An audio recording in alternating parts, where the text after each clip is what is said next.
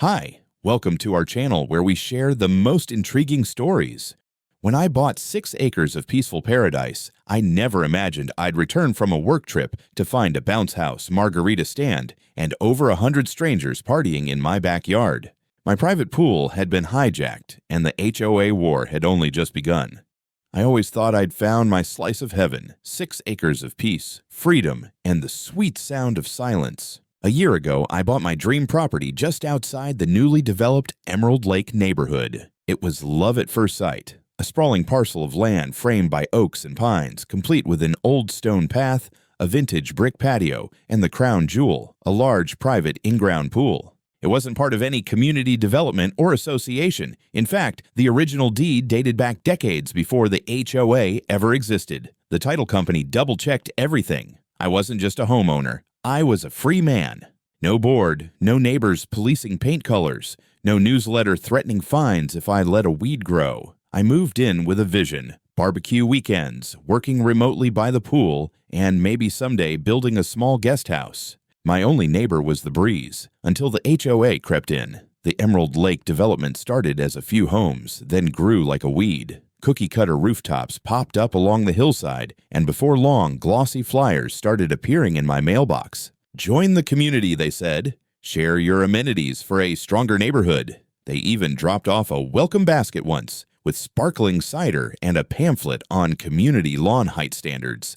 Cute. I didn't bite. I had no obligation to participate, and honestly, I liked the distance. Still, I kept things cordial. Waved when someone passed, nodded to the joggers.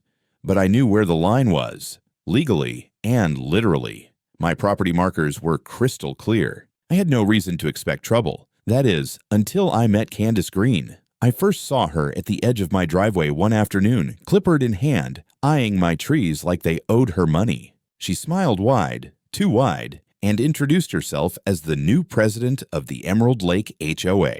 She talked fast, like a politician, praising my lovely open space and well-situated amenities. I knew where this was going, and I shut it down politely but firmly. I wasn't part of the HOA. My land was independent. She blinked once, smiled tighter, and said, "Well, we'll see about that." At the time, I figured she was just being neighborly in a slightly aggressive way. I didn't realize she was already drawing imaginary lines across my lawn.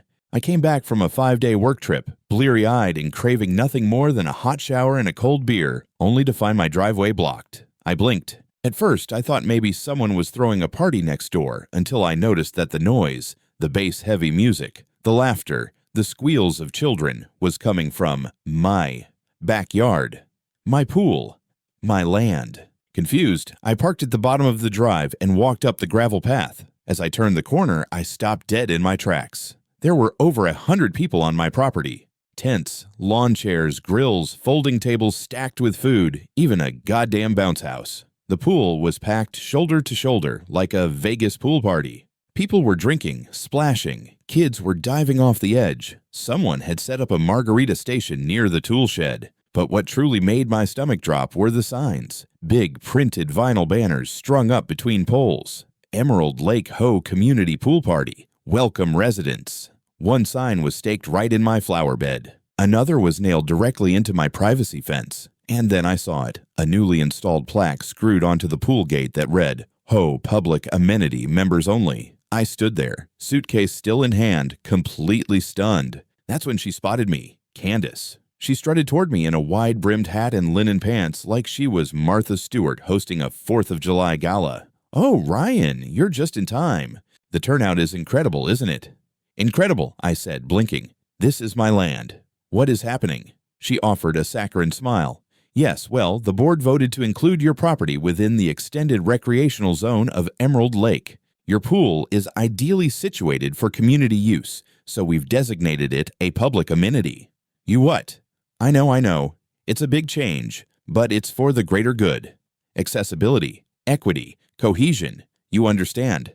Besides, it's not like you've been using it while traveling." She laughed, as if this were all perfectly reasonable. Then she pulled out a folder and handed me a document. "Here are the updated HOA boundaries. Your parcel is highlighted in green. Also, you'll need to sign these papers to formalize your membership, and we'll need your first year dues. Refusal, unfortunately, carries a non-compliance fee, $75,000. I just stared at her. My pool was full of strangers. My fence had been defaced, my lawn trampled, and this woman was threatening me with a 5-figure fine if I didn't agree to give up legal control of my own property. This wasn't a misunderstanding. It was an ambush. I didn't scream. I didn't flip over a margarita table. I didn't start tearing down decorations or dive into the pool to pull people out by their floaties, though believe me, I wanted to. I took a deep breath, turned around, walked calmly back to my truck, and made 3 calls. 1 to the sheriff's department, 1 to my real estate attorney, and 1 to the only person I trusted with a situation this insane, Nick Grayson. Nick showed up within the hour.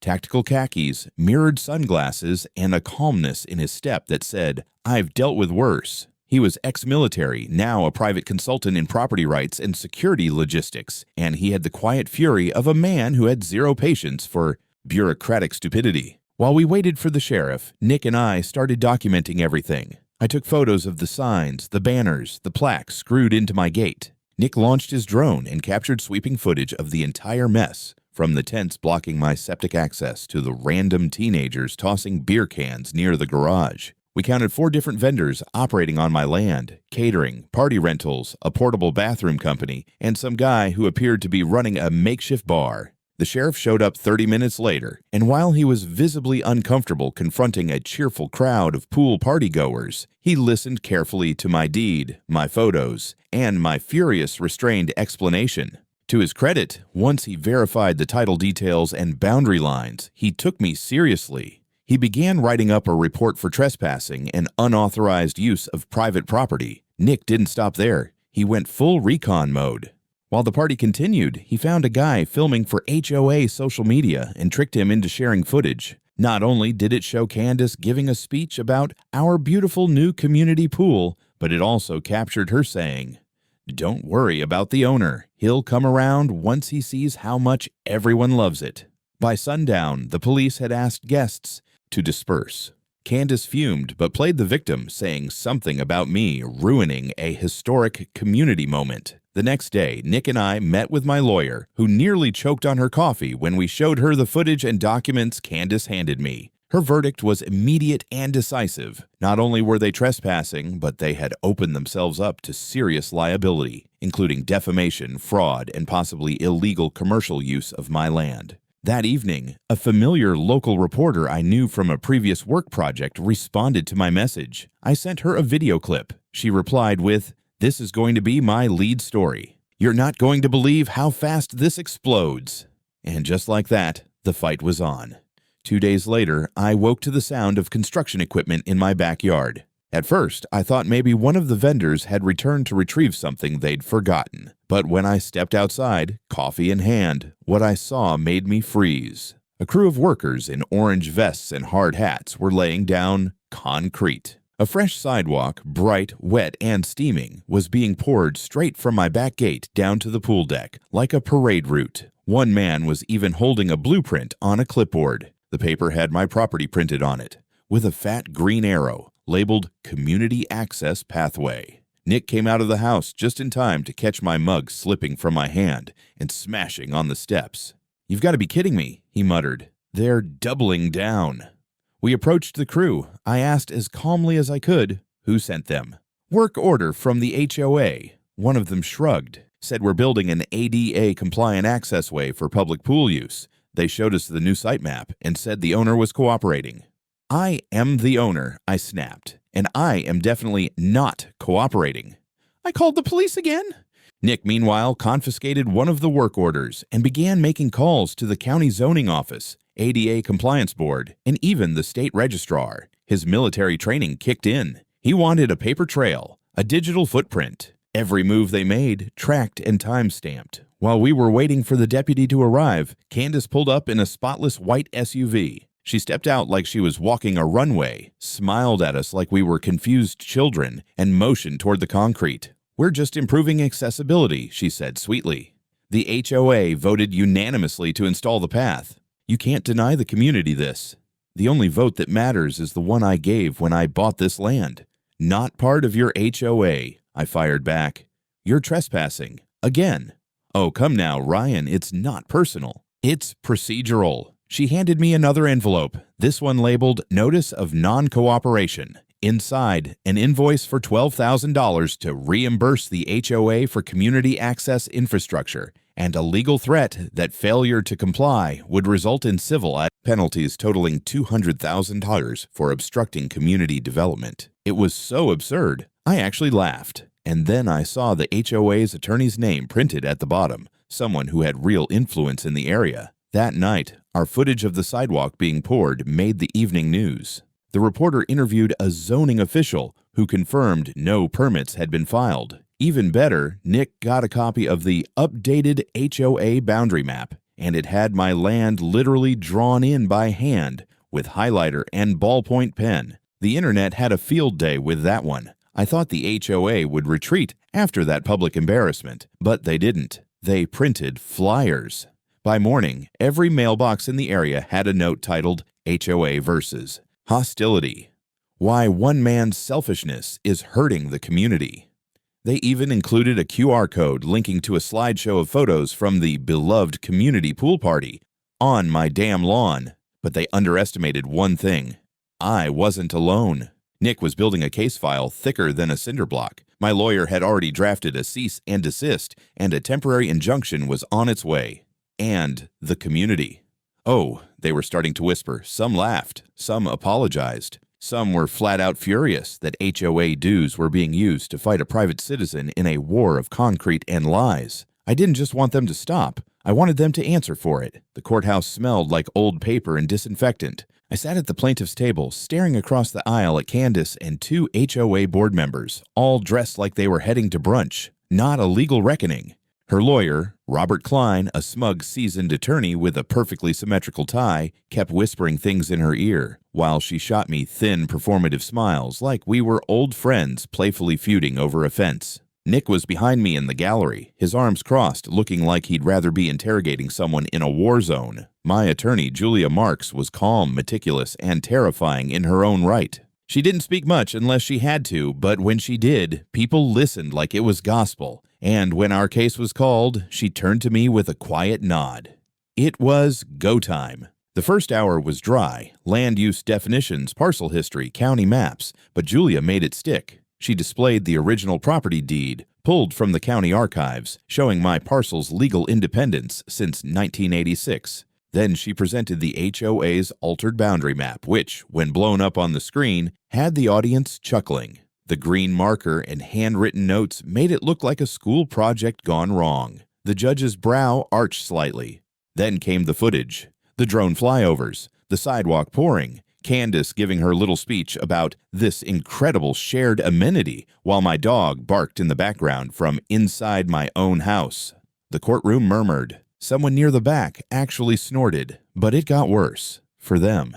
Nick testified next, producing copies of permits that didn't exist, time-stamped videos, and vendor contracts he had obtained through clever phone calls and public records requests. He even had an email submitted anonymously by a former HOA board member in which Candace clearly instructed someone to treat the pool as ours. He's just holding out. That line hung in the air like smoke. Klein tried to object, tried to reframe things, claimed emergency expansion rights in the HOA charter. The judge interrupted him. "Mr. Klein," he said, removing his glasses, "I've read the charter. There's nothing in it that authorizes forging property lines, hosting public events on private land, or pouring concrete without permits. If anything, your clients have shown a pattern of intentional overreach." Candace's face lost a full shade of confidence. Then Julia brought the hammer down, filing a motion not just for injunctive relief, but for compensatory damages. She listed them out with surgical clarity: damage to land, unauthorized construction, reputational harm, legal costs, and emotional distress. The number, $1.8 million. The courtroom went silent. The judge excused himself for deliberation. When he returned, his voice was measured but final. "This court finds in favor of the plaintiff. Full damages awarded. Further, I'm referring this matter to the district attorney for investigation into fraud and misuse of community funds." Candace didn't move. The board members beside her looked like someone had pulled the floor out from under them. Nick leaned forward behind me and whispered, "Told you." I exhaled slowly. For the first time in weeks, I felt the weight begin to lift. It didn't take long for the fallout to begin. 3 days after the verdict, a black SUV with government plates pulled up in front of Candace Green's house. She was wearing the same pastel blazer from court when they escorted her out in handcuffs. This time, less brunch, more booking photo. Her face looked like it had been drained of all the Botox and confidence she usually wore like armor. 2 more board members followed the next morning, charged with conspiracy, forgery, and misuse of HOA funds. Someone filmed Candace's arrest from their balcony. The video, captioned, "HOA Queen Gets Cuffed After Claiming Pool That Wasn't Hers," went viral on TikTok overnight. 23 million views by the weekend. I couldn't scroll 5 seconds without seeing a remix, meme, or voiceover of her infamous line, "It's not personal, it's procedural." One guy even auto-tuned it into a full-on club mix. HOA members, once smugly aloof, suddenly turned humble. I got apology emails, handwritten notes. One couple left a bottle of wine on my porch with a sticky note. "We thought you were exaggerating. Turns out you were the only sane one." Then came the official notice. Emerald Lake HOA was being dissolved under court order. A forensic audit showed Candace had misused tens of thousands in dues on event planning, legal expansion, and property beautification, all tied to my land. The county froze HOA accounts. A neutral trustee was appointed to oversee the return of funds to the residents. Their meetings were canceled. Their website vanished. The reign of beige was over. Meanwhile, Nick and I got to work restoring my property. The illegal sidewalk was jackhammered up, banners removed, pool resurfaced, and the fence reinforced, with motion detectors this time. The gate now had a sleek digital keypad with a sign that read, "Private pool. Trespassers will be publicly mocked." The local news ran a follow-up titled "Man Wins Back Pool from Rogue HOA Goes Viral for Saying What We're All Thinking." They showed the before and after drone shots, panned over the empty HOA clubhouse, and interviewed a zoning commissioner who said, "Honestly, we've never seen a case this brazen. It's almost impressive in a dumbfounding way." One night, Nick and I sat on the patio watching a news segment while grilling ribs. He sipped a beer and glanced at me sideways. "Still want that guest house?" I nodded. "Definitely. But I'm naming it the Anti-HOA Lodge." We laughed, and for the first time in weeks, the sound wasn't bitter or forced. It was just relief. The storm had passed. The banners were gone.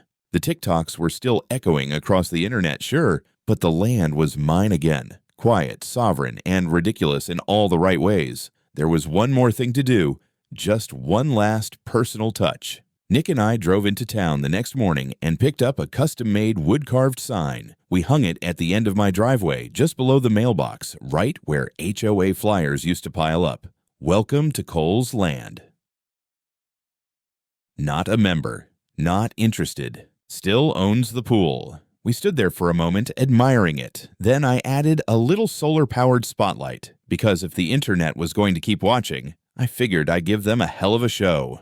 A month later, I threw a party. Not just any party, just party. The kind of event that whispered through the town grapevine before invitations even went out. I called it the Private Pool Redemption Bash. Handwritten invitations only. No email. No HOA members, at least not the former board. Everyone else? Welcome, curious, cautious, even giddy. Nick helped me set up. He had a knack for logistics and a twisted sense of humor that made him ideal for the event's unofficial theme. This time, we brought the permits. We went all out. Food trucks lined the outer edge of the property. City approved, licensed, and invited. A local jazz trio played by the fire pit, and a bounce house stood in glorious irony right where the HOA once staked their public amenity banner. A vintage marquee sign at the entrance spelled out in bold lights, "Private Property Party, Cho Not Invited." I even hired the same DJ Candace used for her infamous community pool event. He showed up sheepish at first until he realized I wasn't angry. I wanted him to remix the HOA's TikTok audio into the party soundtrack. Every 45 minutes, like clockwork, the beat would drop and his speakers would blast, "It's not personal, it's procedural."